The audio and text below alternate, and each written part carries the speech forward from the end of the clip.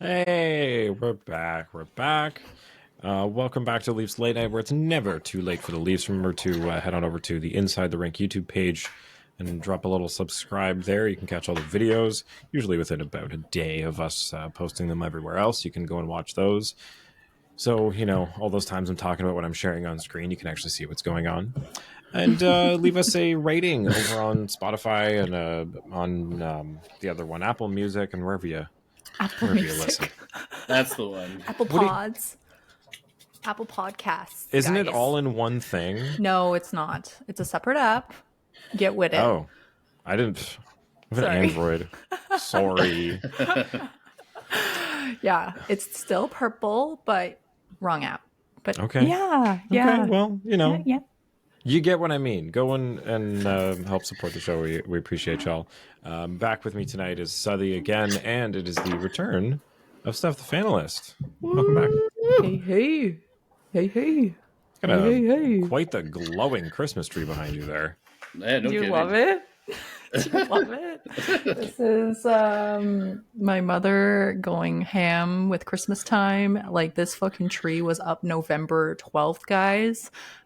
She would have put it up 12:01 if it were possible, but I'm in the same boat as you. My girlfriend wanted to do it beginning of November, compromised at least after Remembrance Day, so I got those other extra 12 days like you. Yeah, I think it was like the last week in November I put everything up, so it's and I took the bold move of not turning any of it off this year. I've only got like 3 things on, but it's just I didn't have the remote for it, so I was just like, fuck it, tree stays on. It's only one little strand of light.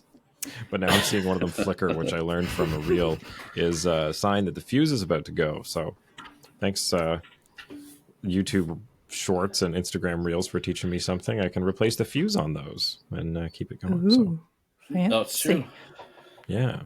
If anybody didn't know that, on the plug of your Christmas lights, there's a thing you can open up, and the little baggie that comes with the lights has an extra fuse in it that you can replace. And there's one light on the strand that goes before the rest of them. So when you see one of them start flickering, probably means the rest are about to go. So that's what I just noticed. I only found that out this year. Me too. Don't throw the bag in the garbage. See, that's what I normally do, because I'm like, what is this? If one light breaks or something, I'm not doing this. Yeah, and then you just can't find it, and it's in the toolbox somewhere, and you're just like, oh, fuck, like, am I ever going to look at this again? Yeah, I don't know where I'm going to find that little baggie, but if I do, I can fix these. But man, that thing is tall. Like, I just have a little fake one. That thing is it real or fake? It's definitely fake, and it's not that tall. It's an illusion. Like, if I stood beside it, it's probably like 6'5", and you guys know I'm like just under 6'1", so. Okay, but mine is like, I've got an apartment size one. It's like 2.5 feet maybe. Oh, okay. This bitch I think has mine's been like up 5. for a month. Sorry. It's literally December 12th. This bitch has been up for 1 month already. Like, no wonder why I'm such a Grinch, because Christmas here is like 3 fucking months long. The real question is when you take it down. Oh, yeah. Oh, it's definitely like January 6th or 12th or like old Christmas Day. Like, I'm here's not my even predicament. kidding you. My birthday is January 3rd, so I would never allow my parents to take it down until after my birthday. So you wanted Christmas. I did at the time. Birthday. But not so much anymore. I have an uncle whose birthday is on Christmas Day, and I always thought about, like, you'd be, as a kid, the first thought is like, oh, I get like extra presents, but you're not going to get extra presents. Oh no, it's terrible. You're going to be like second thought the whole time because it's Christmas. It's about the family. It's not about you. Like, even like I was like 9 days away, and it would be, we got you a little bit of a bigger gift to incorporate both of them together. Here's a chocolate to go with that. Yeah, exactly. So I can do the math. I know if these were farther apart, I'd be getting something bigger for both of them. Don't sell me this shit. Heavily traumatized from it. It better be an extra large Toblerone. You know, those big ass fucking pyramids, like just those bricks. The bricks of chocolate. I'm always just divided on whether I like Toblerones or not, because I find the pieces themselves are like quite large when you break them off, and then you get like the toffee pieces stuck to your teeth.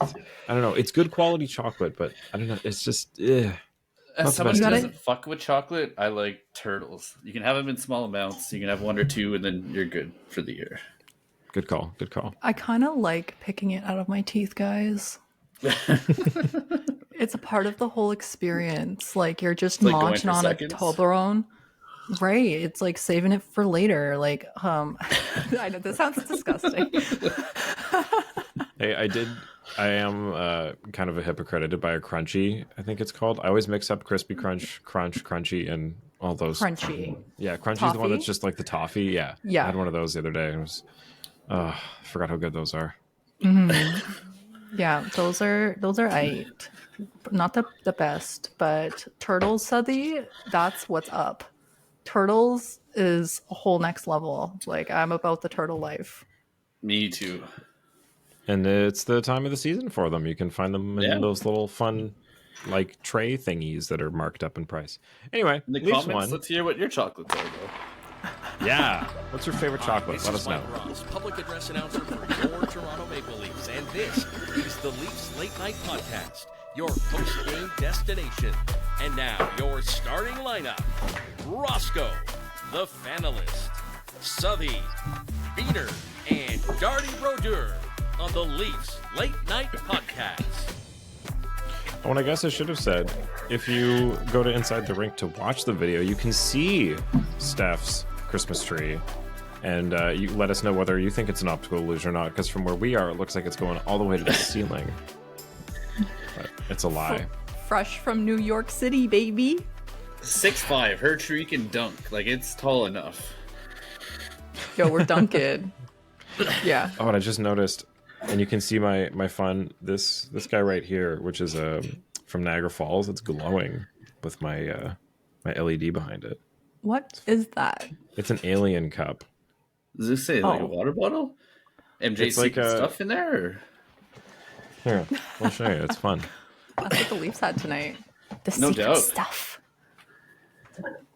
Ooh, oh, one of those that you spend way too much on when- and you get one refill and You use it once Yeah. or twice. Yeah, so it's like Yeah. a giant alien thing, and I mean, like beside my, like it's quite large. it's quite skinny and large. Yeah, and it He's was. very slender. Do you want to take a stab at how much this guy costs? $16.99. Yeah, it was like 24.99. Yeah, Suthy gets it. It was like $23.99, I think. Obviously, I haven't been out in a while. Obviously, I've no. wasted too much money on stuff like that. Well, so tonight was a bit of a bounce back after kind of a shaky game against the Islanders. So, we got Steph back, who I know takes the best notes during the game and has probably been shaking listening to all of us not go do game breakdowns and just kind of talk about whatever the hell we want. So, Steph, you want to start us off like old times? Guys, second half of a back-to-back. Actually, fun stat about this. First time in 20 years, the Leafs had a back-to-back in New York. From the Weird, Islanders because you to think the that's Rangers. an easy trip to make. Really, Like, eh? Why not do Right. that? Yeah. And third back-to-back of the year. We're 1-1, but like you would think this would be a regular schedule kind of thing, but no, it's been 20 years and that was very surprising to me. Huh. Well, Yeah, I me mean, I too. guess there's a lot of other teams in the area, and it might be Yeah. a cost thing to stay 2 nights downtown in New York City. I don't know. Cost, really? We're talking Hey. about the Leafs here.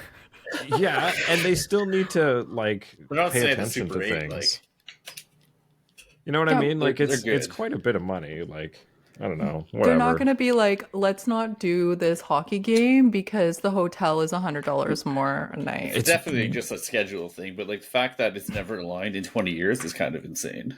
Yeah, for sure. Right. And guys, tonight, Martin Jones making his first start as a Leaf. Like, I feel like he's obviously come in relief against Ottawa, and in my brain it feels like he's played for us already, like a full game. But no, tonight was the first time, and I'm so glad his dad got to witness that.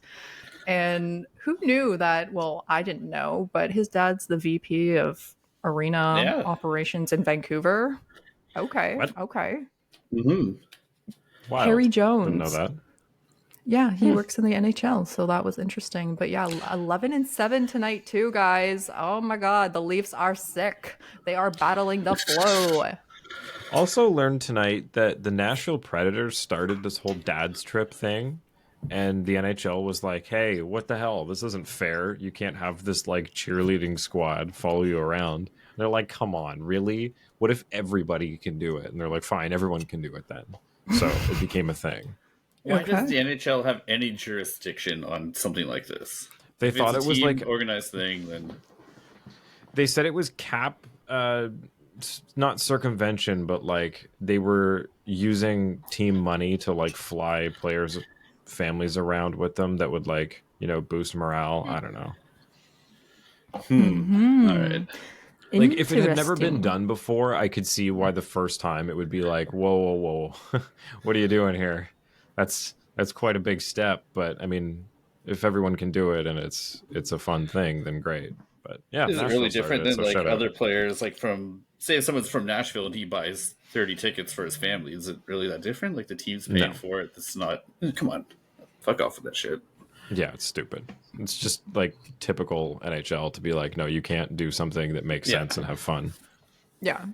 But tonight I was kind of like, I'm glad we have Martin Jones and all, but the guy hasn't had a start since April 8th for Chicago. He started in preseason though. That's why I think it feels like we've seen him play a full game because he did play a few there and he was He came pretty in good. relief the once too, but his last like start was in the playoffs for Seattle. Yeah, like regular season, but yeah, I'm just saying Yeah. like he did play a Wow. full like couple 60 minutes with the Leafs in preseason. Fair point. Fair point. And another interesting fact, Shesterkin only allowing Oy. once in his career to allow, 4+ goals in 3 straight games. Like, this guy has not been having a good little stretch, and luckily it's, you know, in our favor, but not if you're a fantasy owner, and I know you have him, Roscoe. So Yeah, him and But- Saros have not been good this year, but yeah. as I look down, anyone looking to trade away a goalie message I got in one of our fantasy leagues. Everybody's hurting for goalies all over the place. Yeah, goalies have been a hit or miss. They've been either, I don't know, even Markstrom's injured now, and excuse me, Freddie's on IR. I think I have maybe one goalie running in like 3 of my leagues, so I have to really run the waiver wire to fill in the gap there. You want to take a stab at what the league average save percentage is this year? Oh my god, 888. It's not 888, but You made it sound Nine- really dramatic. 915? so like, what would you say is a good save percentage, like playable goalie, like just Playable? without thinking about what they are this year? Like just off the top of your head, if someone asked you like, what's a good save percentage like for an everyday goaltender? Simply 900. Anything over 9 is pretty good. Yeah. Yeah, 910, I would say 9, I would say like 915. 910 is usually like you're good, right? Yeah, that was my original thought, but I went too fucking low. So and then you got dramatic on me, so I just went a little bit higher. My point is the league average has not been 910 since the 1920 season. It has been steadily dropping every year. I know a lot of people have been talking about scoring going up, but little talked about is save percentage in turn going down. So this year, currently, the average across the league is 904 with a 294 goals against. That's So, crazy. Oof. I mean, And, it's like, not as like yeah. Sorry, go ahead. As it pertains to like tonight's game, are you surprised that they didn't take out Shesterkin after the first period? The way like Jonathan Quick isn't playing, I think his save percentage is like 922. His goals against is 2.20, 8 wins in 10 games. Mike Johnson said he was coming out in the first period, and I friggin' tweeted about it, and then I looked like a dumbass because he stayed in. Oh, Mike Johnson's a goddamn liar. I feel like maybe it's a combo of trying to keep Shesterkin's confidence up. If he's had a couple rough games in a row, it's like, okay, like you've got this, buddy. You know you're better than this. Battle through. Like you can keep us in it. You've done it before. Like they have a And leeway. maybe They're leaving the Metro. on the other side, maybe if it is kind of a write-off game and you look like the team's not going to support the goalie, do you really want to ruin Quick's numbers with with that? Yeah, it's true. 793 for Shesterkin tonight and 903 for Jones. Jones I was guess good. Like he's he looked a good. little wobbly. He was sliding a lot in the first, but after that he settled down so much. And like the team like had confidence playing in front of him too, which they didn't really have in front of Sammy last night. Yeah, I was a huge fan of Jones tonight. Yeah, like you said, starting off shaky. Both goalies starting off with a hot 500 save percentage, letting in what was it, a goal on 2 shots and 2 goals on 4 shots? Like not what you Yes. expect from 2 of the best teams in the Eastern Conference, but it was exciting. 3 on 6. And in fact, showing the dads freaking out every time, like, and all the almost goals too. Yeah, that was a nice little added fun aspect. Well, the top teams in the league haven't been doing well in regulation wins. You have teams like even Boston, for example, with what is it? They showed a stat on TV actually tonight, and it was like Boston, Toronto, LA, these top tier league teams from the league last season, anyways, but they're not doing well in regulation. Well, I mean, we've had a lot of injuries to high-end players and goalies around the league, and there's a lot of defensemen out, a lot of close games, a lot of overtimes. I mean, I know the Leafs are getting nailed for going to overtime so often, but I mean, most games across the league have been 1-goal games, if not a blowout. So Yeah. it's kind of been one or the other. A lot of people took the under tonight on this game because the Rangers and the Leafs have a history of low-scoring games. I mean, Shesterkin alone is 3-0 against the Leafs, and the score has been 2-1 or 2-3 or 4-2, for example. And tonight just surprised everyone. I mean, the first period has to be one of the best that the Leafs have played this season. It has to be. Actually, the first time the Leafs has scored 4 in the first period at MSG since March 9th, 1944. Wow. Wow. Yeah. I know it's the first time they scored 4 in a period at all this year, which is fun. So Correct. And to your Last time point was about- March. Like the under was a good bet. I actually took under 8.5 and I got fucked in my parlay. So yikes. yeah. Damn. I saw the under as 6.5. So that was risky, right? But I'm glad that our third string came in, shut the door. I mean, fuck. Jones, like, Big literally, saves. whew, man, keeping the Leafs in it, even in the first period. The Rangers, with the lack of shots that they had, I mean, they ended Yeah. the period with 3 shots on net, but they were high quality chances, and it could have easily been a tied game. So, I mean, the Leafs and Papi getting it going early to start this game on a delayed penalty call. Oh my god. Oh my god. Yeah, and just back to the low shots, I like to think that they, as we were talking about last night, tried to go back to the play against Nashville where they just, we're unsure of how our goaltending is going to be tonight, so let's just try to reduce the amount of shots. And, a couple did get through that were extremely high danger, obviously scoring on one of them. But, I think the play seemed to be just, we're not sure how Jones is going to do, so let's give him an easy period to start. So many the small things really good. Like I thought his rebound control was great. He cut down cross crease passes too. He deflected a whole bunch of them. He gave his team a lot of confidence that they could go out and play a little more offensively, and that he would back them up if they come back down.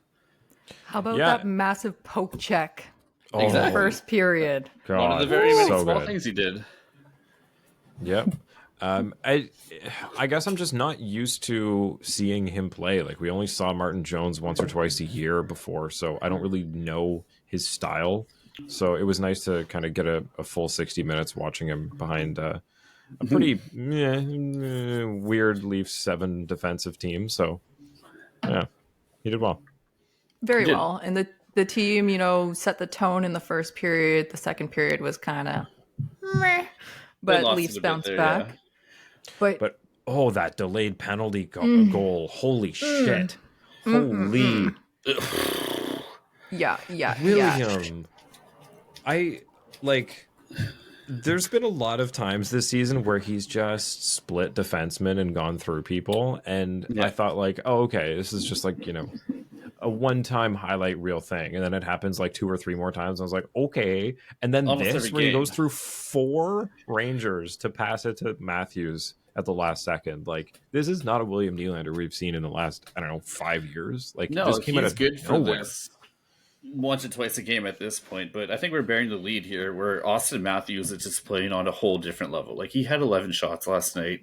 He carried the team last night. He carried the team again tonight with 2 goals, hit a post or 2 as well. Like, the level that he's playing at right now is just unreal. And his defensive play, too, is like just as good as his offensive play. Yeah, he's the 4th Leaf in history with 8 consecutive 20-goal seasons. And then after him is Sittler with 9, Ron Ellis also at 9, and Sundin at 13. Like, it's December 12th and he's already got 20 goals. He's just in unreal. 26 bonkers. games. Yeah, Bonkers. 20 goals in 26 21, games. isn't it? 21 now. Yeah, I'm behind here. But Yeah. guys, also with this first line, Noah Gregor getting the opportunity to play with Matthews and Nylander. Man, there was one play where it was like, okay, it's kind of obvious that you don't really play up here, but damn, I thought he was a good fit for the night anyways. Like, I thought he really deserved it. Like, he was given this shot because he is a workhorse. I like the opportunity because I totally agree with everything you said. Like, he's a workhorse. He's been putting in the work, like, and getting the results, but he is a shoot first type of player. So if you're playing with Austin Matthews, he's not really going to look to him on as much plays as he should. So I don't think the fit's great, but I do love him as a player right now. Maybe on a second or third line. Right. Yeah, it's one of those things where if you're playing Chell and you add the person onto the line and the chemistry goes down, because it's like, you have 2 snipers and a playmaker. It's like, yeah, but what if the playmaker just feeds both of them? It's like, well, one's way better than the other, so this doesn't really make sense. But like, he's awesome. He is great. Like, Yeah. he's great on a... I mean, second, it's tough to put him there, but like for third and fourth line stuff, like Gregor's been fantastic as unexpected shot down there that I think people are not expecting, because the Leafs don't usually have snipers on their third and fourth line. Yeah, and he did clock 1740 tonight, which is a big boost from his average. So I thought he did keep up. I mean, obviously the Leafs had, 3 power play opportunities, but man, I was just happy to see his name. And I was even happier to see Timmins take this fucking clapper and sink it, like, right off the face-off. Dad in the house. Yarncroke Domi wins the draw, straight to Yarncroke, right to the point, doesn't fucking hesitate. Oh, I love that. 3rd point in the last 2 games. Damn, guys, like, this is what we wanted since preseason, when we saw Timmins literally just go ape shit, and we're like, oh my god, seriously. And we have our top 3 defenders, or 3 out of 6 defenders injured right now, so this is the type of boost that we need from our back end. I'm just looking at who won the face-off battle tonight between Trocheck and like, speaking of back end, you mentioned like Gregor's numbers. Morgan Riley is playing the 8th or 7th most minutes in the whole league right now. This guy is not getting enough credit for the defensive play and just like the anchor he's being on the back end for this team right now. Yeah, it's funny. I haven't done an Ed's text in a while, but I was on the phone with him and he said, my dad's one of those people that has never been a fan of Morgan Riley, really. Ed. Ever since Jake Gardner, he's been like, these two just have no place in hockey. And ever since, like, he's just been vehemently against Morgan Riley. But on the phone 2 days ago, he's like, Morgan Riley is really, this year, he's picking it up. I think last, against Nashville? He said that was one of his best games ever as a Leaf. And, he's turning a tide. And I think tonight was one of those nights where with him and the other 4 guys are all on. Like, people have been asking for a blowout game from this team tonight. And I think all 4 of them were on tonight. Like we were talking last night, Marner was a little shaky before, and I think tonight he was a lot better. He was. Tavares obviously still on. Willie was unbelievable, and Matthews still carrying his weight. So, 4 Yeah, we points. talked about last night, like all the big 4 were actually playing pretty good tonight, and it was evident in the score. And it's such a big difference when they can all do that in the same game. Hell yeah. 9th goal allowed in the last 2 starts for Shesterkin on this goal. And, the next goal for the Rags here, it's kind of unfortunate. The fluky shot tipped by Wheeler in front. Brody's in the fucking paint and in the way. And we have our 3rd goal of the game in 5 minutes of play. So it's like all of those people on the making those bets, they're like, okay, how is Wheeler this goal? going to go? Yeah. That was like a sick shot. Like that's just a great goal. Out of place for Jones. Brody right there too, and the Leafs just kind of look dumb. I applaud Wheeler for his shot, but at the same time, I'm just like, really, man? You've been struggling all year, and of course you perform against the Leafs, because that's just how it always happens. What about Shesterkin's reaction after that Timmins goal, where he just like throws? He's like, "What the? What was that?" There's 8 people in front of me. How the fuck am I supposed to see this? That was definitely like, how did you expect me to save this? Like, get out of my way. I moved my arm Right. after the puck was in the net. Yeah. And teams do not expect the big shot from the back end of the Leafs. Especially not off a face-off like that. And this comes back to a smaller Right. point. Like the Leafs are winning a ton of draws right now. So they're putting themselves in positions to have, plays like that, which Exactly. is huge against most teams. In the first period alone, the Leafs were 71% on the dot versus Yeah, it's insane. New York's 29%. So that is a huge advantage. But Like yeah, Matthews, Tavares as Just a 1-2 wanted to for- point out Tavares 54.6 on the dot tonight. Vinny Trocheck 56.3. So he's Yeah, he's still like the maintains best in the league lead. right now, though. Yeah, we were talking last night, Steph. Trocheck What is is Matthews? first, I think, and Tavares is third in the league. wow. Tonight, Matthews was I 47 think and he's a pretty half. good. That's still pretty Yarncroke good. was 66%. Speaking of Yarncroke, I saw a video posted by Toronto Papi on Insta. Yarncroke takes the face off from either side. He's literally wait, what? flipping his He'll stick take it from over. both. Oh yeah, he does that in Yeah. practice a lot. Yeah, and I did not know this. What a How freak. did I not know this? Like, how did I miss this? Because it's a He's- super weird and random thing. Not many players do that, if any. I used to do this at bat, switching from side to side to, psych out the other team because they would all shift over in the field. They're like, oh, she's hitting left. Oh, she's hitting right. But I've never seen someone do this in hockey. No, Maybe I'm under a rock here. no, I don't think. Like, I you know are. there's people This that can is a random- shoot with both, but I've never seen anybody take face-offs with both. That's pretty wild. Right. But guys, this first power play opportunity for the Leafs, the only thing that was going through my mind was puck in skates. Puck in skates again. Every pass, puck in skates. Oh my god. Puck not on stick. Just through the skates and out. And I'm like, "Ooh." But good period. I can't hate too much. I'm just bitching a little. Yeah, And they're just really bad at passing this year. I don't know. They find it for like 20 minutes, and then all of a sudden they just can't do it again. But they Yeah. really found it like in the third tonight. I think one of the big takeaways is from a back-to-back, you can tell they came out really hard in the first.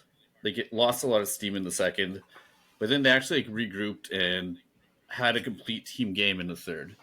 And they didn't take it to overtime. They actually won in regulation, and that's a super encouraging thing.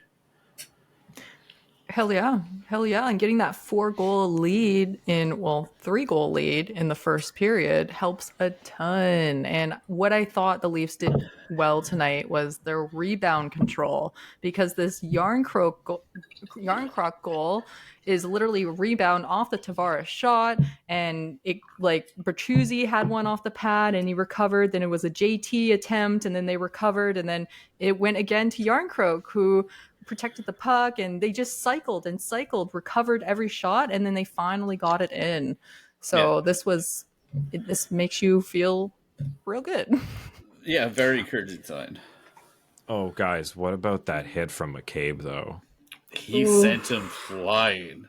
And why does he have to defend himself every time after a clean hit? Like, he went low, he got the leverage, it was all shoulder, didn't leave, like, it was textbook clean hit. But he still has to defend himself. Against the team whose captain is Jacob fucking Trouba, who literally does this 3 times a week. And they're just like, yeah, Trouba. And then it happens to them, and they're like, yo, what are you doing? And McCabe draws a penalty for this? Like, you want to spark your team, but enough, especially with McCabe, like, it seems every time he has a great hit like that, he always has to answer the bell. Yeah, the dad's reaction there was great, too, though. Oh. The dads are buckled tonight. And thank you, referee officials, for making the right call here and actually calling a penalty against a Zibanejad who dropped the gloves, and he got the instigator penalty, which led to a Leafs power play goal in the third period. Yeah, so true. Finally it worked out for the Leafs getting this huge hit off. It was clean, but everyone's blind and they just think the Leafs are, especially you're in New York, like at Madison Square Garden. So, but did that lead to that filthy Marner goal? It was the Marner tip from the Riley. Huge shot from the point. Oh my God, give it to me. I love that shit. Sorry. I'm a little excited over this, but guys, Riley. Captain I've been waiting for a 7-goal game all year. What about, 2 things for the end of the game here. 1, Rangers pulling Shesterkin with 2.5 minutes left on a 6-3 December 12th. Yeah, that's something that Sheldon Keefe does too, so I can't really complain about it. I don't agree with it either single way, but like, I don't know if Keefe would do it on 6-3. I've seen him do it with a 3-goal deficit before, but you're not getting anything out of that. Yeah, it's not a great play. Like, I just don't get it. There's no point in, I don't know. I just think it's silly. Like, there's not. I get it. Like, if you've lost, you've lost. But is that really going to make that? I don't know. Especially against even the team like when they not... score that last empty netter, like I forget who the Rangers back checker was, but he just completely gave up on it. He's like, I'm done. Game's over. Yeah, goalie shouldn't fucking been in there. If it's like March and it's within your division, like within the Atlantic, and you're fighting for your playoff points and stuff, I get it. But like you said, December? It's the Rangers and the Leafs, who are both probably shoo-ins for the playoffs, and it's December 12th. Like, I don't understand this. Not to mention, if you make a mistake, like, these guys are going to score on you. Like, there's weapons all over the ice. And David Kampf ends up scoring. And I know if he'd passed this back to Marner, they probably could have fucked this up and it wouldn't have gone in. But it would have been nice to give one of these guys the hat trick tonight. I'm glad. True. Okay, one question, guys, because when I went to the Leaf game with our friend Kylie from Australia, we saw David Kampf's sticks. Shout out. He had the fucking Harry Potter symbol on the sticks, the Deathly Hallows. And we were like, what house would David Kampf be? Yeah, he has Deathly Hallows fucking logo on his stick. And I was like, oh my God, Harry Potter. Oh my God. Okay. Full disclosure. What? Wait. I have it tattooed on my leg, so I can't say anything. I thought I did that. I know you do, but a tattoo is different than, like, putting it on your stick. Like, no, he's got the magic. It's... Yeah. Continue, Steph. I'm so sorry. Yeah, don't diss Harry Potter. He's 28. Tracks. Guys, what house would David Kampf belong to? He's a Hufflepuff. I was going to say Hufflepuff. Yes! Yes! We immediately he immediately yelled Hufflepuff, and I was just like, yes, like David Kampf is a Hufflepuff. He gives Hufflepuff energy, and I'm so glad you both picked on that. Yeah. He's not smart enough to be Ravenclaw. He's not cool enough to be Gryffindor, and he's not shitty enough to be Slytherin. Exactly. Yes, I love that. Sorry to 50% of our audience that's over the age of 40 and probably doesn't understand that joke. And for the rest who are listening now, we thank you for staying. Thanks. Yeah. But speaking of rebound control, one more time, and I'm done with that. Matthew's goal, the 21st of the year, assisted by Truba off his foot. He regains control and then shoots it right over the shoulder of Shurkin. That was standing up too. Like that puck was not flat. He just grabbed it and poof. Yeah. 7 goals in the last 5 games. Oh my God, guys. Like this, Best I always goal scorer in say, the league. oh man, we're constantly making history. Constantly. The last time Leaf scored 20 in the first 26 games was Wendell Clark 20 years ago. Oh, And hell then, yeah. Like, is yeah, it safe just to a bunch say of right now stats. he is by far the second best player in the league? There's McDavid, there's him, and I don't think anyone else is even that close this year.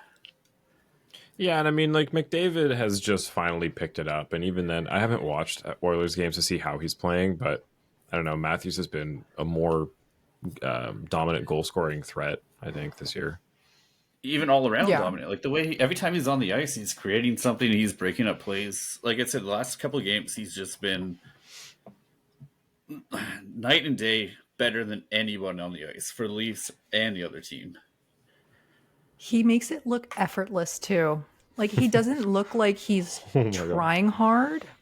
And I appreciate that. Like it kind of looks like he's a little bit floating, but everything always works in his favor. Like he just like a little flick of the stick and then he gets the puck on his stick and like around the boards and he spins away and it all works out. But Roscoe, tell us. McDavid's currently on a 10-game point streak. You want to take a stab at how many points he has? I think he's got something like almost 23, 24 points in there. 21. I'm guessing. 24, and it's the end of the first period. Ooh, well, he has to catch up. This game. Like I said, Matthews is easily the second best player in the league right now because McDavid is McDavid. You can't. I didn't realize how much he popped off. Holy shit. Yeah. Yeah. He'll be a great Leaf in like 2 or 3 years. Right. Can't wait. But one last thing about Martin Jones that I want to bring up was that freaking flash of leather in the second period that really kept us in the game. Oof, oof, oof. Wow. That was... Oof. That's it. Period. I totally forgot. You don't think your bench notices that type of shit too? Like that, they know that you have their back at that point. He made a couple saves like that too, where just it gets your team's attention and it changes the outcome of how they play. Yes, for sure.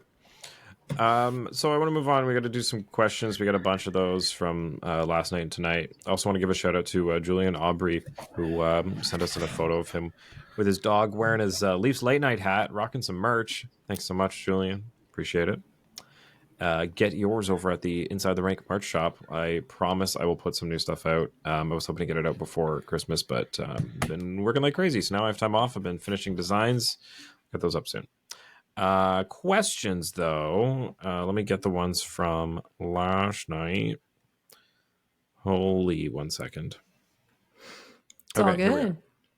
So, from VI Blue and White, Zapper, has Burt been the driving force on the second line the last few games? I mean, he's been a lot better. I don't know about driving force, just because like Willie and Tavares have been so good, and like then with Marner on that line, like I guess like having Bertuzzi there definitely helped, or seems to have helped Marner get back to form, because he was starting to fall off a little bit, and you know, get in his head as he does. But again, Tavares is there. It's hard to know how much that's his effect, but yeah, I definitely think he's been playing a lot better, but not to the point where it's like pulling. I don't know. What do you guys think? I think you just nailed it. He's not a driving force on this line, but he has been propelling it and like doing his part.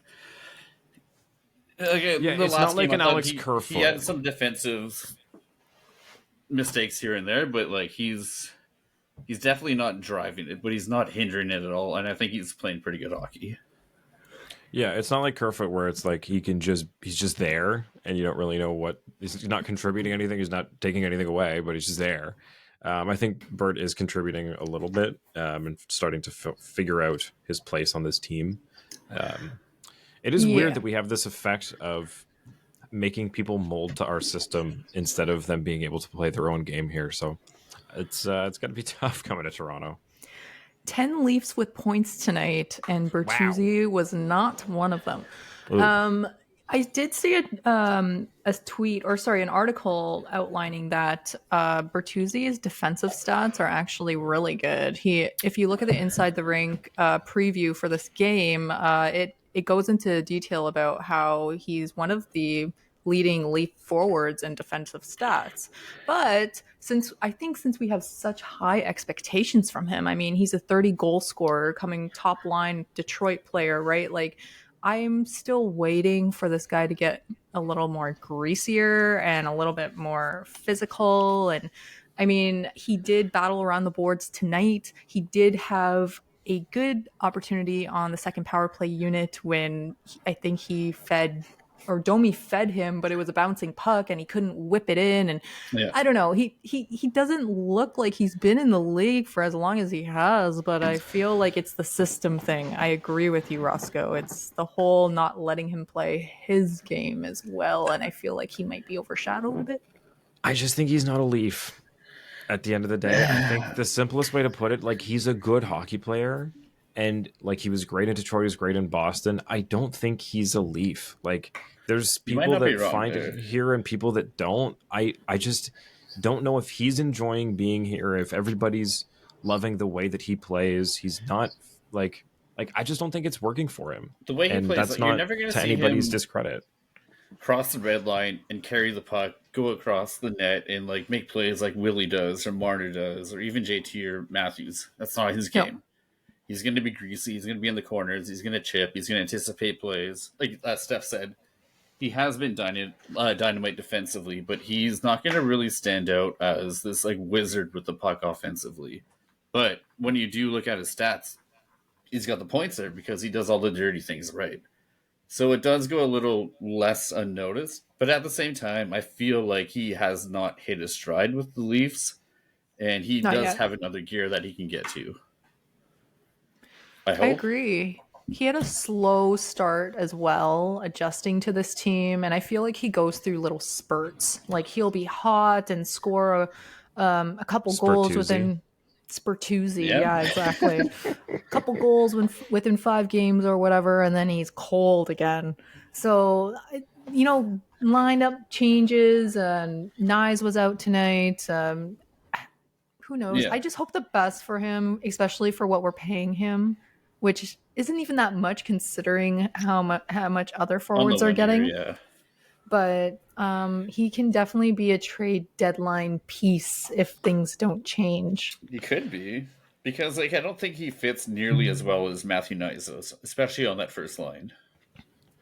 Yeah, and I think we've gotten a lot more positive play out of some of the guys that have been a lot cheaper. Like, Gregor's been great, and like you said, like Nyes and Robertson are both, on pretty cheap contracts. They're playing well in the big leagues now. I mean, Benoit and Lagesson, I know I keep ripping on the fact that they're playing in the NHL, but like they haven't been bad. So I think they haven't. It makes you look at the dollar value on Bertuzzi and go, okay, well, if these guys are pretty much putting up what you are and the same amount of effort and look like they belong here, like something's wrong. So I think by deadline, they are definitely going to look at seeing what's out there. Even like money aside, like I want someone who's going to connect more with Matthews or Marner or JT on my top 2 lines, which he just hasn't seemed to be doing right now. Yeah, I don't think he wants to be that guy who's second fiddle to stars and just, goes into the corner to get the puck and feed it to them. Like if he's a bang and crash opportunistic player who thrives on teams that are a little, that style and less like the Leafs are a very skill-based, play-based team. And maybe it's just not the way he plays. I don't know. I think like people, even like me and like other fans, are expecting to be kind of like a Zach Hyman type of player where you can go do all the mucking and have the puck, but that's maybe not who he is. Yeah, and I think the Yeah. difference is Hyman and Bunting had something to prove. I think Bertuzzi's already proved it, and he doesn't have to, give that extra effort to try to get the puck to Austin Matthews. Like, he's like, Yeah. well, why doesn't somebody go get the puck for me? I've scored a shit ton of goals too. Like, why do I have Yeah, to go and do it? It's fair. Like, But Legason, you guys mentioned his name. Love him. yeah. Benoit, meh. LaJoy, LaGoy, whatever the LaJoie. fuck your name is. Meh. Nope. I don't like you. Sorry. I think you're cut. Ooh. Well, I mean, as soon as Liljegren's healthy, somebody's definitely going. But I 1,000%. Bye, don't love Felicia. Yeah, no. He had 747 tonight, time on ice. I mean, zeros How much did across the Robertson have board. tonight? Because he's been playing not too much for Yes. the amount I think he should be playing lately. He's a What do you player think, that needs Suthy? some ice time. Is What it do you under think? 10? Sick. Because he's had a lot of games under 10. Nope. He should be around like the 13, 14 mark, I think. 1201. Oh, nice. Okay, that's where he should be at right now, I think. If he's playing in like 8 minutes, 9 minutes a game, then he's not effective for what he does. Well, Right. like we heard, there's a bug going around this team. I mean, Nyes was the only one Yeah. that was unplayable because of it, but apparently everybody is sick. Like, I don't know about you guys, but everyone in Ontario is sick right now. I don't know if it's as bad over where you Facts. are, Steph, but Ottawa is like just ravaged by everything right now. People are coughing and sneezing all over the place. Same here. Healthy as a peacock. I've known so many people are like almost deathly ill. Like everyone I'm talking to, they're like rotating. Like 1 minute this person has it and then they're fine, and then the next person has it. I'm like, I don't know. This flu has been brutal. I mean, I was super sick about a couple weeks ago or a month ago or whatever, and it was pain. Like, oh my God, I just could not handle it. But anyways, feel for y'all, feel for this team. And I think Bertuzzi's sick right now too, because they really panned on his face be. and then we were talking about Yeah. this. So who knows? Could be. So, Peter, Leafs fan, like others have said, I couldn't care less that the game ended, or they ended up losing an OT. This is from last night. It's a coin toss. Tavares' moment is what matters. And Mikey D, no question, but Tavares getting 1K, seeing Dad Tavares smile was the real W. Yeah, so again, Tavares hitting 1,000 points last night was kind of the highlight. It overshadows, I think, for Leaf fans, the fact that they blew it in OT. Yeah. Also, Yeah, for sure. from Martin A. Black here, down 3-1, tied with 6 seconds left, 1,000 points, sent it to OT, good game. So I think for an overtime loss, when that's been the narrative the last week or so, is like not getting regulation wins, I think everyone handled that one pretty well, all things considered. Yeah, like it Right. would have been a fairy tale win if they won in overtime, but let's take the point. Let's reflect on how great JT has been for us, our captain. 1,000 points in the building that he got drafted in. Pretty special night. Yeah. 379 points in 385 games. Mr. Consistent.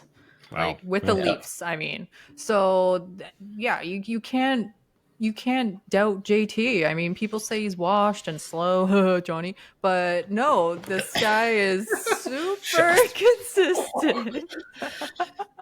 Caught And his tray. we are so happy to have him on our team. Don't hate me. Here's a little question for you guys. I think they brought this up in the TSN intermission too. Is he a Hall of Famer to you guys? I saw that. Yeah, me too. I'm gonna say not a shoe-in yet. Like if he wins, here's the thing that could send him in. If by the end of the next 2 years the Leafs win the cup with him on the team, and the how NHL goes back to the Olympics and he is on Team Canada and they win gold, then we can talk about that. But I don't think he has enough of the hardware of being on the Islanders and the Leafs to be like a shoe-in at this point in his career. He's like the number you just listed, Steph, is less than a point a game, which I think, just it's not insignificant, but I think it's not like, oh my God, let's put him in the Hall of Fame, no questions asked. This is where I would insert Bean to tell us all of the players in the Hall of Fame who have less than a point per game. But clearly he is not here right now, and miss you, Bean. But I feel Well, the question isn't. The question wasn't like should he go in or not. Is like is he a shoe in? Right? Like I don't fair. think. I don't think he's a shoe in. I don't think he's a it's a no, but I don't think it's like an automatic hands down yes. Tavares is going to the I Hall of think Fame. it kind of is. This guy's 33 years old. Do you think he's not going to put up like 50 points a season for the next 5 or so years? Like this guy's going to end up with almost 1,500 points probably. Yeah, I don't think he's slowing down. I don't think he's retiring in the next couple of years either. Like he's gonna be like an Ovi, just playing till he's That's gray. exactly right. He'll play on power play. Like he's not a very fast player, but the way he's so smart and he sets himself up for tips and goals, like he's always going to put up points. And his stats are already a lot better than some people who are in there right now. And like heaven forbid, if he fucking wins us a cup or like takes us on a deep run, a guarantee. Yeah. Yeah. Or he finishes the season with like 80% on the dot. Yeah, I mean, like he's been a team leader, he's been a captain his whole career. I think those things definitely would be taken into account. I don't know. I feel like as far as the Hall of Fame in the NHL goes, it's a pretty strict thing. Like they don't just put you in because you were good. Like if that was the You case, then brought there'd be a something lot up more earlier, people though, in. like international play, which hasn't been a thing for a long time. So that has to skew how you look at certain players, right? Like McDavid, he's never got to play for Canada, or like all these other players. Tavares has never really had the chance. He played in 2014, whatever, but since it hasn't been a thing for a long time, you can't really count that against them. Yeah, I'm just looking at his international play. Yeah, he's never 2014 Winter Olympics. Tavares injured his knee in Canada's quarterfinal match, Yeah. and he Okay. missed that season. Would you put Stamkos in the Hockey Hall of Fame? Because I believe their careers are very similar. They grew up together. They literally did life together. And they both Yes. captained their NHL teams. They were both injured. They were both successful. So He if you also think has the Stamkos, rings. yeah, I get Yeah, that. he's But there. like, He's there. Yeah, 100%. I would say Stamkos.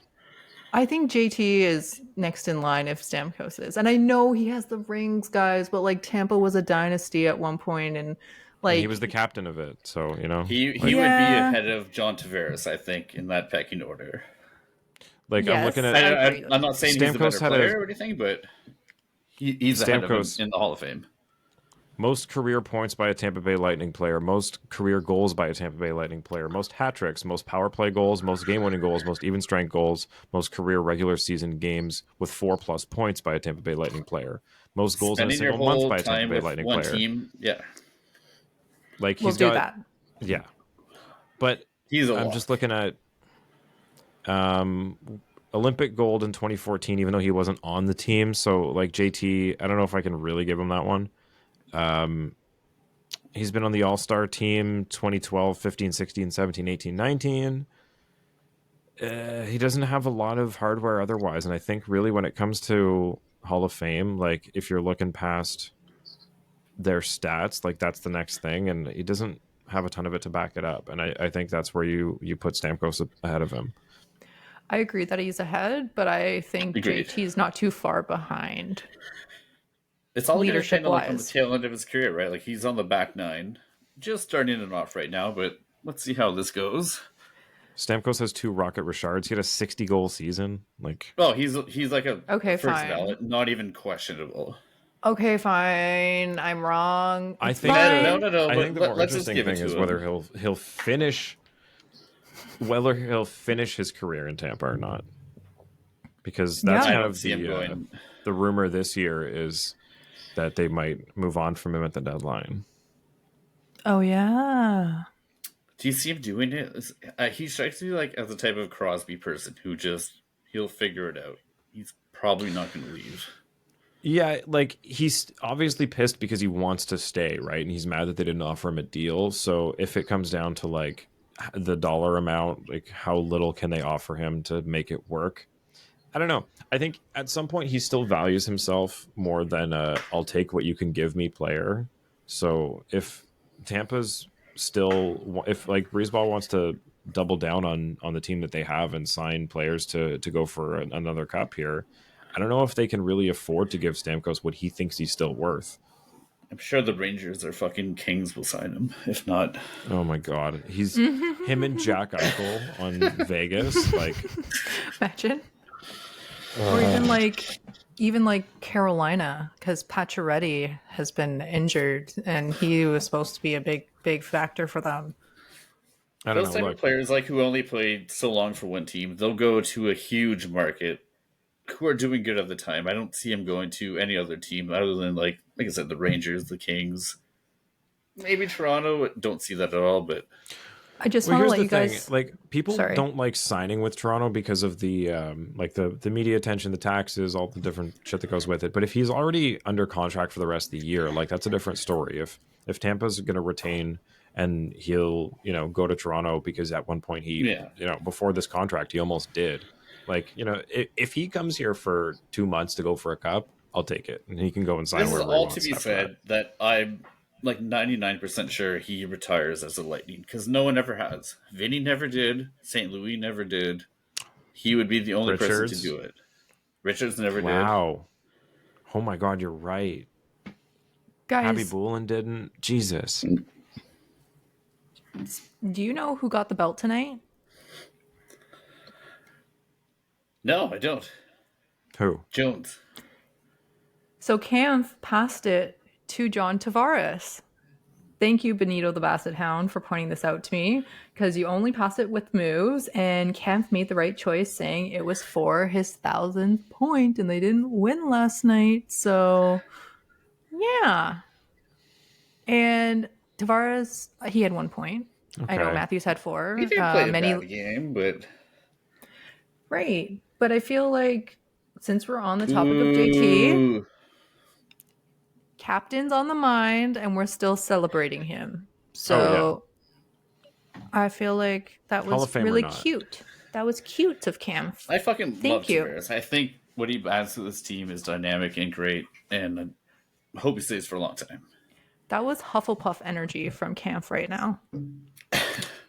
He was not worthy of the belt tonight, though. But I hope that Tavares works out something like in the same situation we're talking about with Stamkos. I hope that he's able to figure something out to stick around with the Leafs and take obviously way less than $10 million to do it. Yeah. that's a huge conversation at some point. But I think he is the type of player who will want to do that. Yeah. Yeah. Okay, Luke Man Hainsworth. Is fisticuffs in a handbag punishment for an appropriate response to a clean hit? Oh, sorry. Is fisticuffs and handbag pushing an appropriate response to a clean hit? Can someone translate this Aussie question? I don't understand. Come again? What are you Use asking us. here, mate? What are you saying? Is fisticuffs and handbag pushing an appropriate response to a clean hit? Is So he talking I about think we it's. talking about where McCabe leveled that guy and I he think had to so. fucking answer that? No, that's bullshit. That was a clean Truba hit. booms people. Yeah, he says here, Truba booms people on the regular, so why should Ziploc bag be upset? McCabe. I get it. Good. Like the Rangers are down Yeah. a couple goals. They want to light their bench up a little bit, so they're doing it. But it always seems that McCabe has to answer for these clean hits, and it shouldn't be like that because he's not doing anything dirty. He's playing within the rules, and he always has to fucking answer to it. Facts. And that's why I said earlier that I was so happy that we got a power play from this fucking hit, because Yes. otherwise McCabe would have been suspended or some shit. No, He it would just didn't be. headhunt. He didn't do anything. He hit him right in the chest. It was a clean hockey play. The guy who dropped the pass was like admiring his pass, which is what they teach you in like Adam and novice Pee Wee.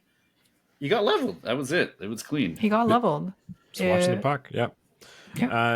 Miss Easy you. Lifeguard 79. Aaron, not a question, but I need to know what the dads were chanting / singing towards the end. So, Aaron, I'm sorry, but what were the dads chanting / singing towards the end is a question if you word it differently. Facts. Sorry, Aaron. I tried to figure this out. I even looked on Omar's page and I could not find it.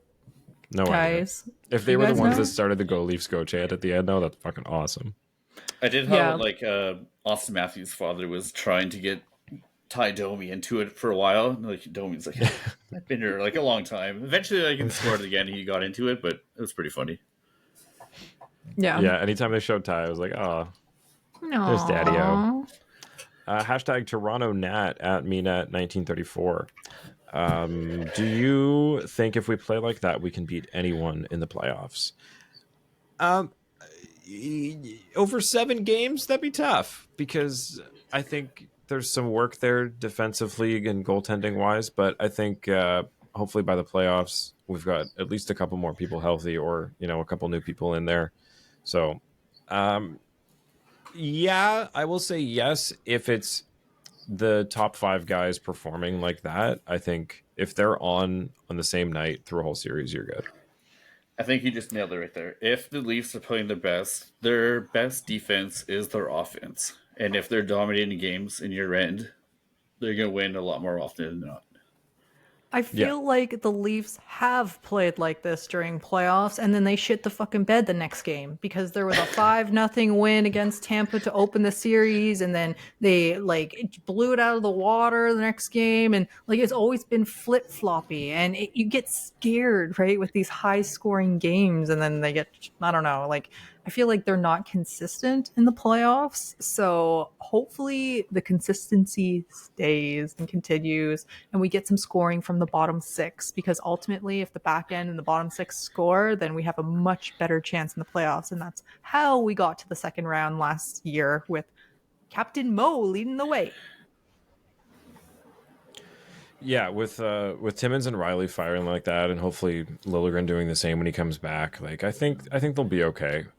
There's still a couple things that I would like to see added before playoff time. Like I would love for a Tanev or like person to come in, just so it's not as we've got half of the Marlies defensive core up here. Like it just seems a little questionable all the time. Like by all means they could play great, but they're just unproven, and that scares me if you're going up against a pretty deep playoff team. So yeah, that's fair.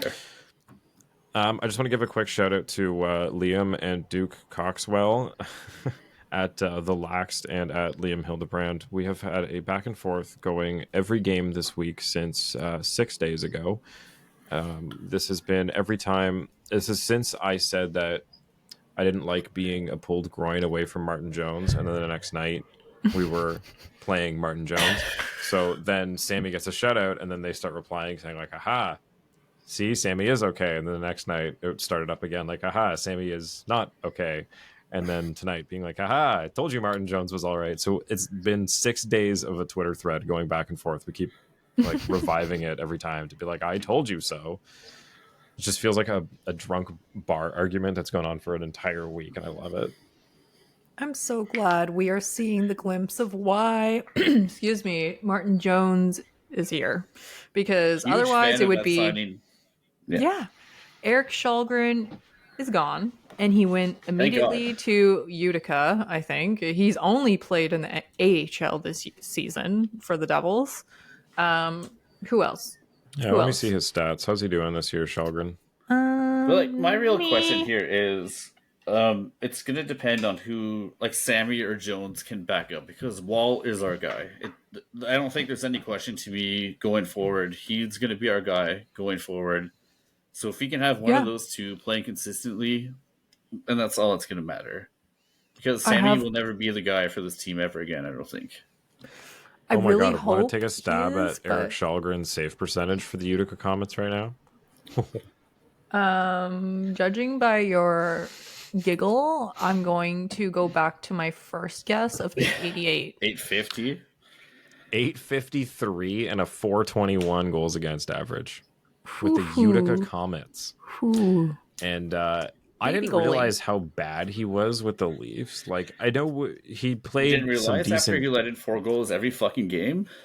Prince Eric? I mean, he was 8-4-1, and then last year he was 3-2-4. So I mean, I don't know. he never was above 900 with the Leafs, though. Like, that's No. poor guy. I feel like last season we were on the same kind of fucking rotation with the Marlies, and then our third and fourth strings had to save the day once again for a long stretch because, of We had course, two Matt Murray, university goalies. right? And Matt Murray, like, hello, from you okay on the island there, bud? Say hi And to fucking Lilligren while you're there. I really want Or, Sammy and stuff to do good, Klingberg. but I mentioned this a couple of games ago. Aside from Matthews, the most important person on this team right now is Joseph Wall. He is legit, and I Yeah. think he is the one to take us to where we need to go. I got my And the brick fact wall that shirt.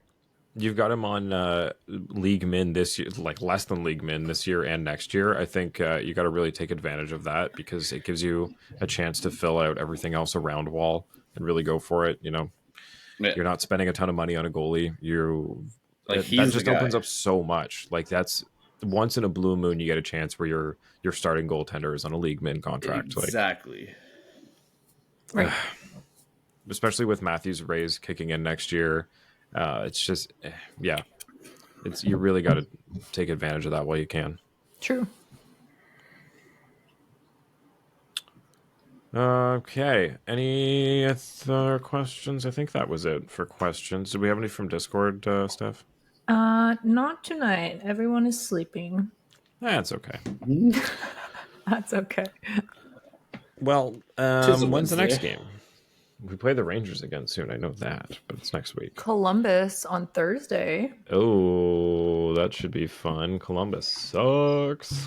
Do we want to touch on a quick little change in the All-Star comp? Oh yeah, real quick.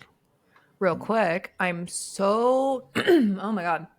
I'm so happy that they're making changes to the skills competition because what do I bitch about every year during this fucking all-star break? How shit the skills competition is.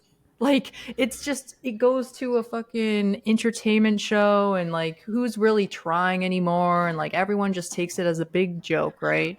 But this year it's going to be a 12-man skills competition where the players participate in multiple events and they're given points based on the event ranks. So the player with the most points wins $1 million to bring home. We love that. Huge We fan. love that. Right away. And so They'll try. yeah, they'll try. So each player will participate in the first 6 events, which includes fastest skater, hardest shot, stick handling, one-timers, passing challenge, and accuracy shooting. And then the top 8 advance to the 7th event, which is a shootout. And then the top 6 advance to the final event, which is an obstacle course. That's kind of cool. Wait. So where do the goalies stand on this? Good question. There isn't I don't know. They're just One-timers $1 maybe? million like prize grab? Maybe one-timers or something to do with shooting at the Maybe, net. okay. I don't really know. That's we'll a good see. question.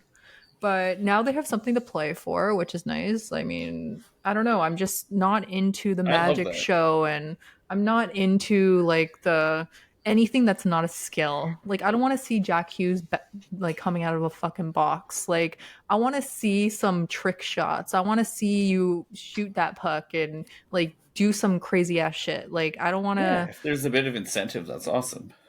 Right. So I'm excited, guys, and it's in Toronto. So save up if you want to go.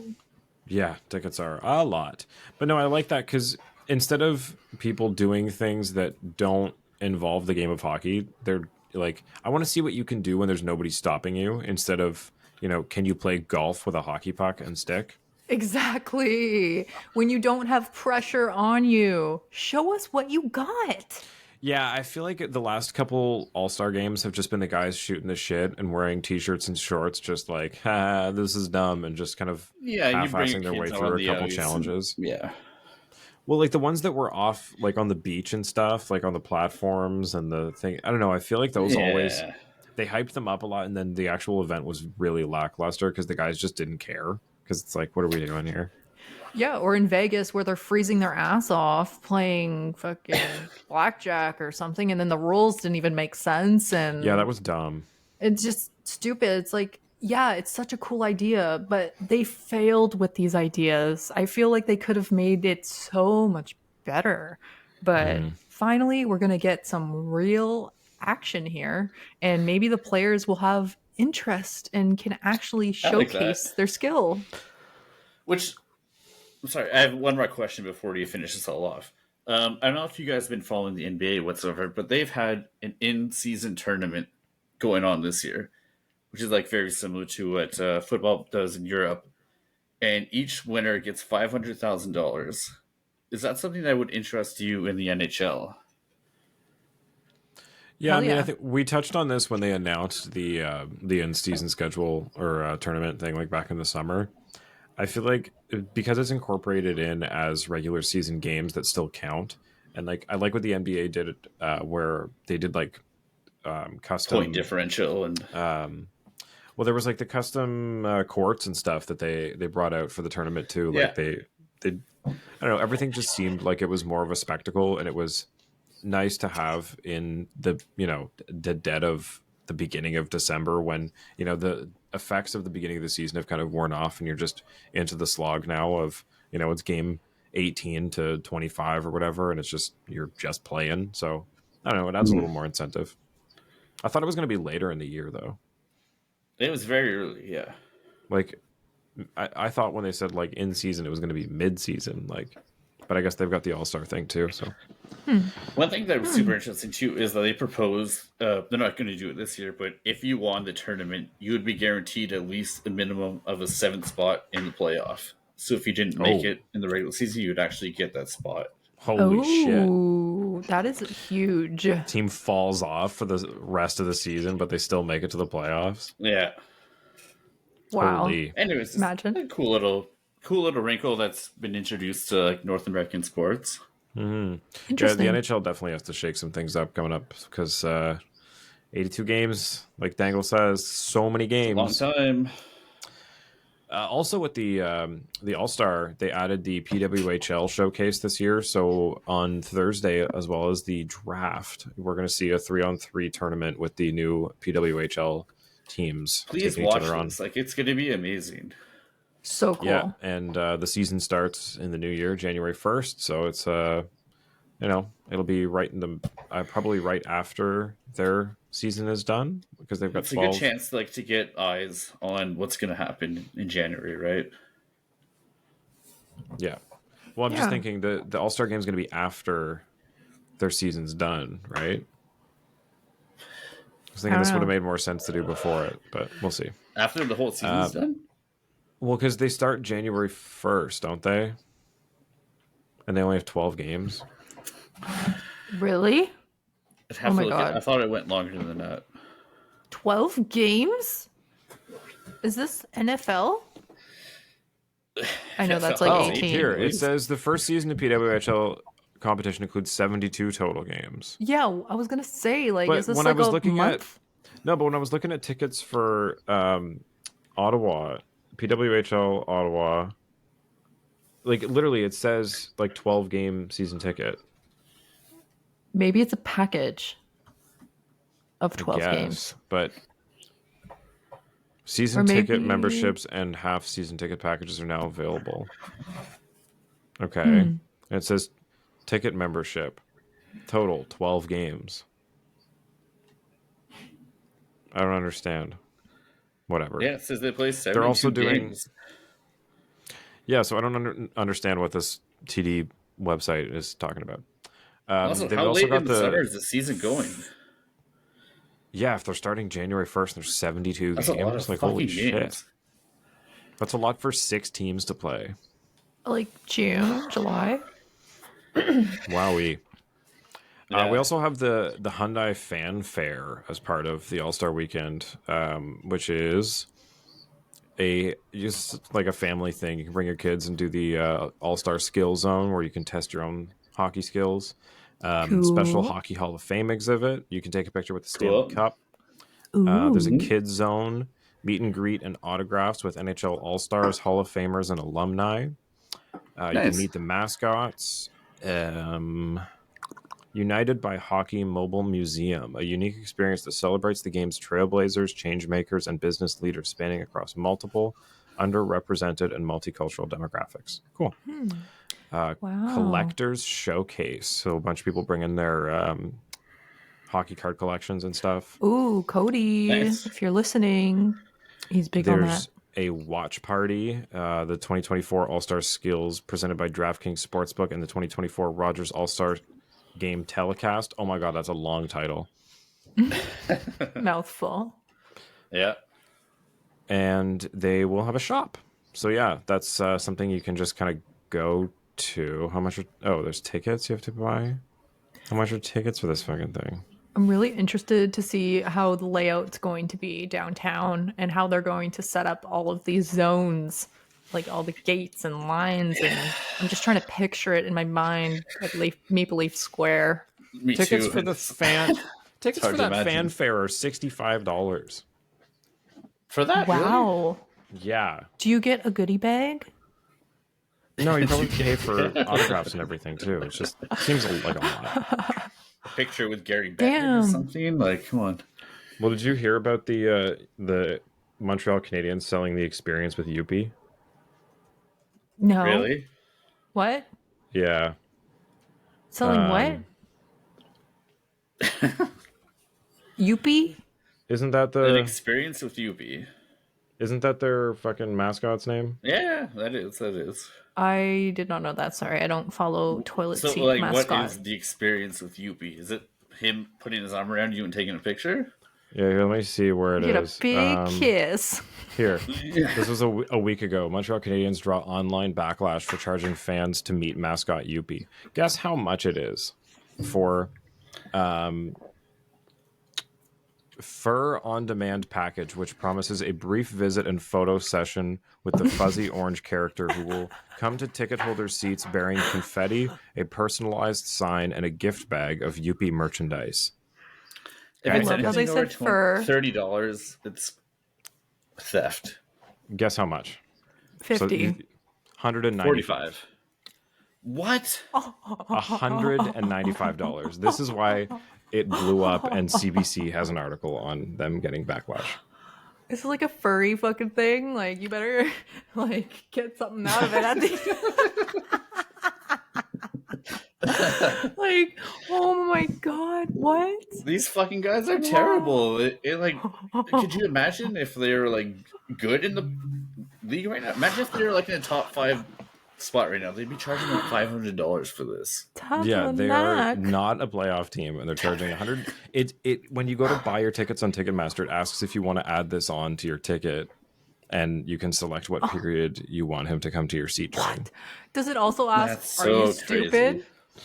Are you Like, dumb? Yes or They no? talked about yes? they talked about this on Dangle's show, and the point was like, you don't have to buy this. Like, this is for rich people. I get it, but like, if you're gonna put something out that's targeted at just like the 0.1% of people that come to the game, don't ask for it to be an add-on. Like, do this privately to your season ticket holders. Like, hey, season ticket holders, if you want this add-on, you can throw this on for a couple extra, once or twice a season you can put this on. Don't put this out to like every single fan every night that comes to the game. That's ludicrous. You're asking people who are already forking over probably more than that for their own ticket and parking and drinks And watching a food. losing product. Yeah, exactly. To have a mascot that's from a baseball team come over to your seat, like, They probably raised it so high because if it was only like, let's say $40, everyone would be like, meh, I'm already paying $500 anyways. What's another 40? And then the line would be so long and people would be bitching the whole game like, where's my furry? I want to pick with the furry. And they just started a riot. Like, imagine this. Like, when's the last time you heard a chirp from Montreal fan? They've been shit for like 10 years almost now. And the fact The that bubble. they're selling this, ugh. Wow. so Unreal. just for Getting reference, desperate. I was seeing if you could get any other mascots to appear at things, and most of them just have like a form you fill out if you want them to come. Yeah, so Mick E. Moose of the Winnipeg Jets, you can have him come to your event, like outside of the arena, for $60 an hour. I was gonna say probably like $20 an hour. He'll be half Iceberg. cocked under there, semi-buckled.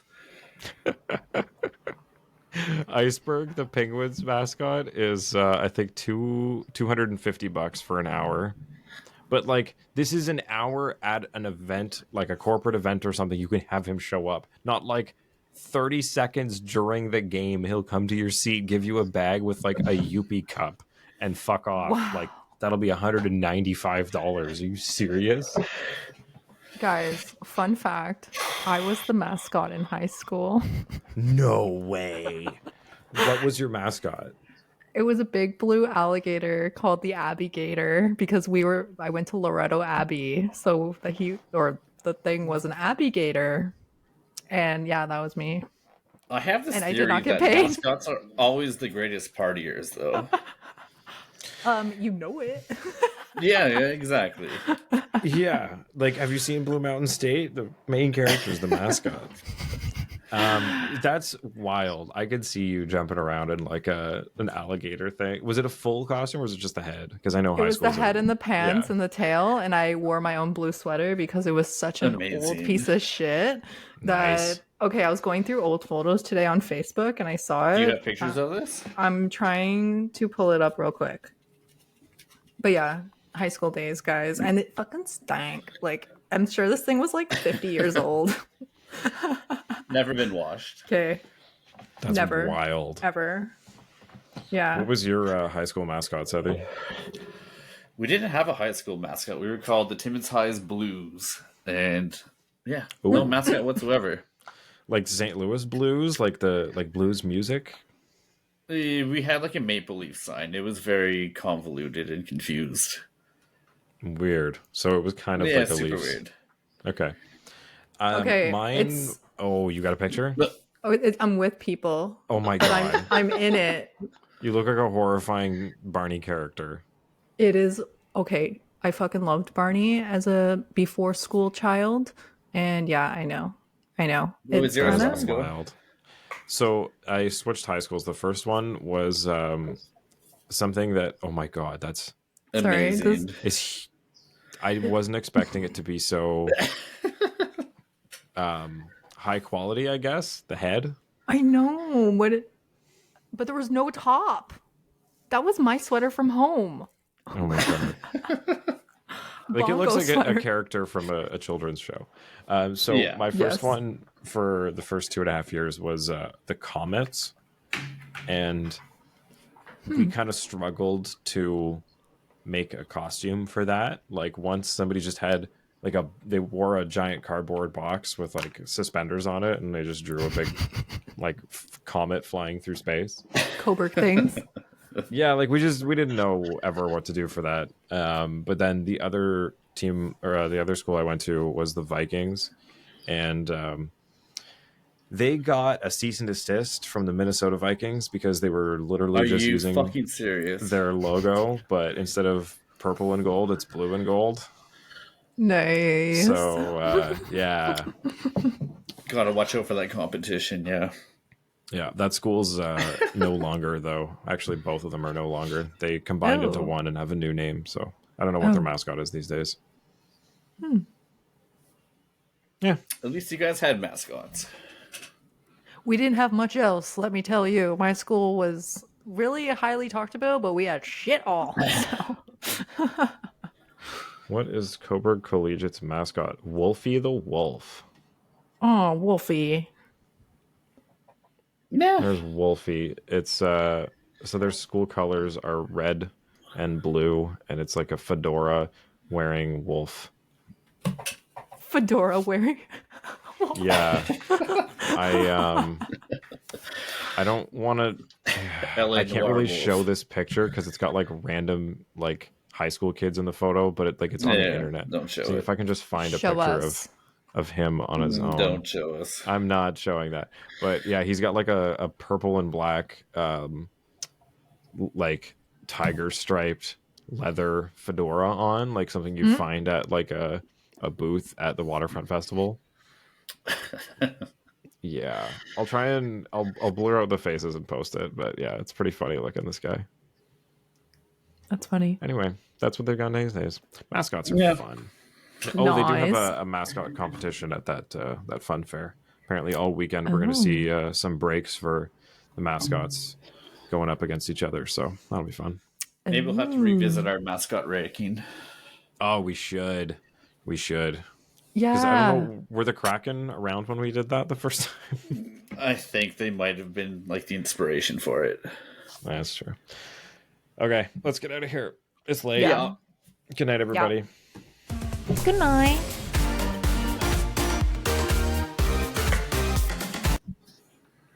Oh, Oh.